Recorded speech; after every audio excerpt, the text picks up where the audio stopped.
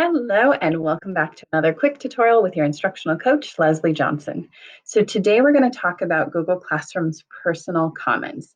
I think it's a powerful way to interact with your students and to really engage with those students who aren't always comfortable asking questions out loud.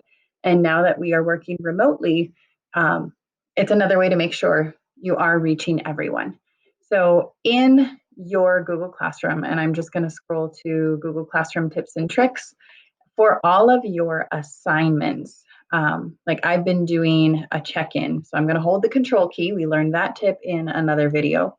I'm going to click on view assignment. It opens in a new window and I can see here if students have commented.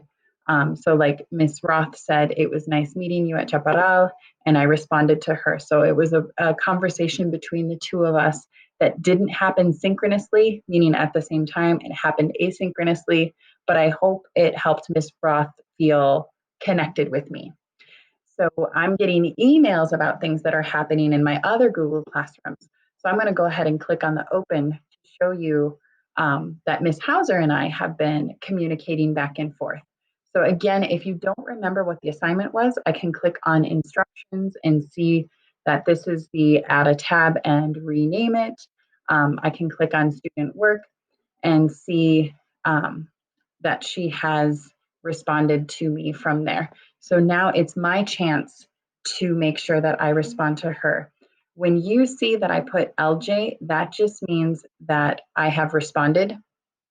So it's a visual cue to me when you have lots of students in your class. If you see your initials, LJ, LJ, LJ, or whatever your initials are, that's a cue that I have responded to everyone. Um, Otherwise, I know I have to say something. Now, Ms. Hauser was kind enough to click the resubmit button because anytime you return work to students, they can resubmit.